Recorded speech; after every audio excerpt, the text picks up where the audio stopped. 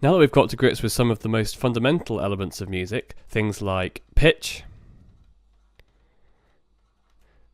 rhythm,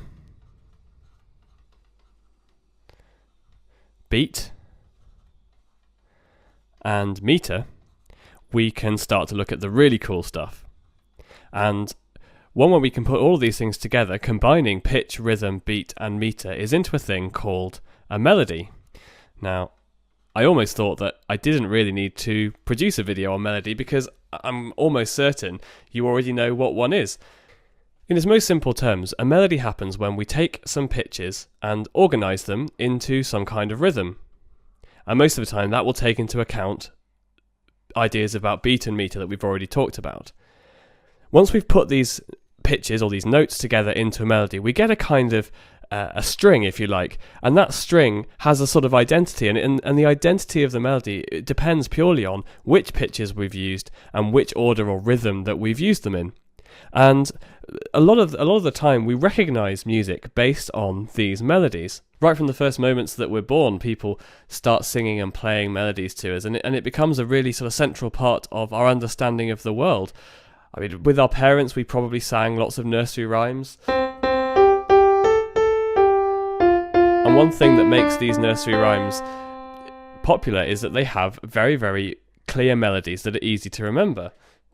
And so why is melody such an important part of music? Well, I think probably one of the main reasons is because it's the most recognisable part. I mean, we hear it oftentimes, it's the highest pitch thing, it's the thing that's brought to the front of the music so that we're really, our attention is really drawn to it. I think the other part is, and the reason why it's such a central part of all music around the world, it's very, very hard to find music from any country around the world where melody is not an important, if not the most important part, is that we ourselves are melody-based life forms, if you like. We have a voice inside of us, and the thing that our voice is perfect to do when we use it musically is to sing a melody. Yes, we can sing harmonies and we can work together as a group, but if we're on our own, all we can do is sing a melody. All we can do is take some pitches and organise them into a rhythm, and when we do that, we get a melody.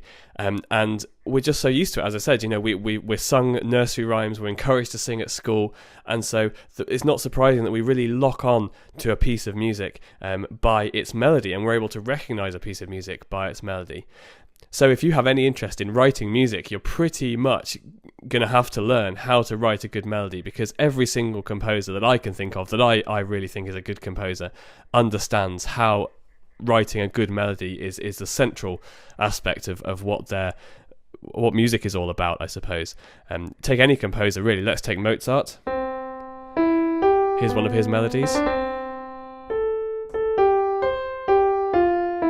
There's one of Mozart's melodies. We could take one of Bach's melodies, J.S. Bach. Really, really recognisable. Now, there's obviously more to this music than just the melody, but I think the melody almost sums up the whole emotion and the idea and the sort of the central identity of the piece, I think, is caught up completely in the melodies. Often when people are talking about music, they talk about the way it sort of conveys an emotion of some kind. They say this is joyous music or this is tragic music, and a huge amount of that emotional power is held within the melody. Take a listen to this one. It's going to be a very daft melody, but it's going to be kind of happy-go-lucky and relatively joyful.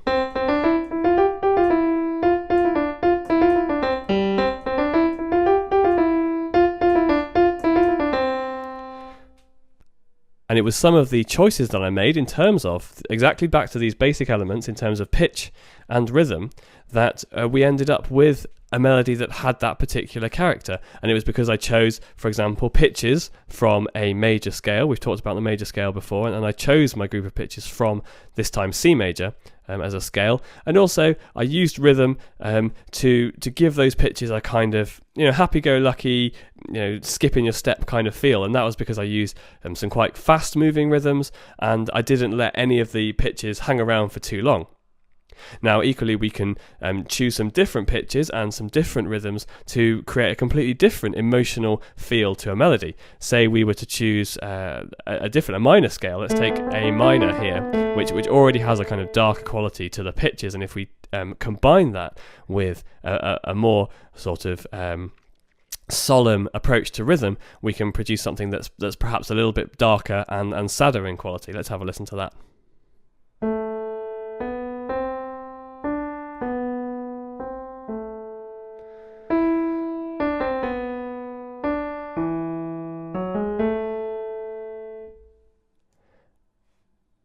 And so we can add loads and loads of other things to our melodies, but ultimately the melody, I think, is the heart and the key of what gives music its emotional power, and the reason it's so exciting to us. We seem to be so in touch with melodies.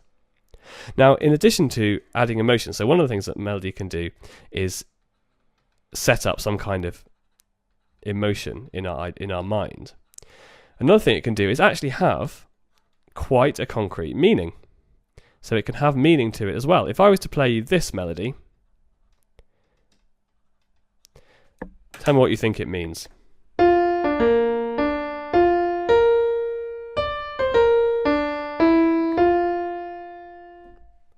National anthems are a really, really special type of melody. They represent a whole country, and we tend to have the same set of meanings for those melodies regardless of what country we come from. So even though I'm from England, I know that melody means the United States of America, and it doesn't really matter where in the world I come from. That melody has a particular meaning. There's one for each country. Here's the one for my country.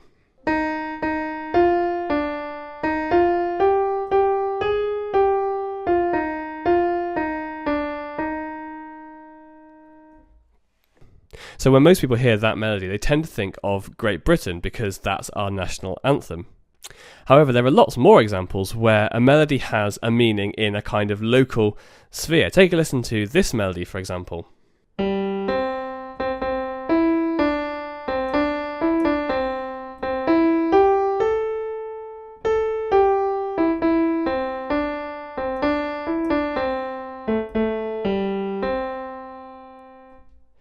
Now you might be thinking, well, that's Auld Lang Syne. That means it's New Year's Eve, and that means it's the start of a new year.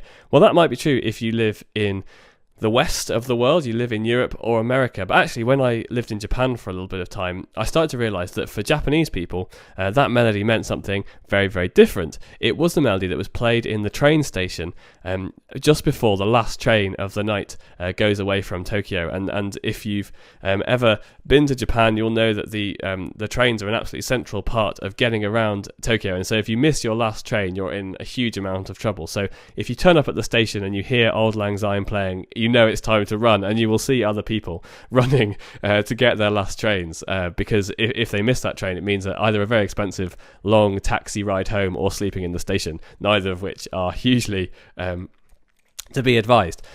So anyone who wants to know how music works needs to know how melody works, and in fact they need to feel that they can compose melodies themselves. I'm going to stand on a pedestal and say everyone could compose their own melody, and I'm going to show you how in the next video.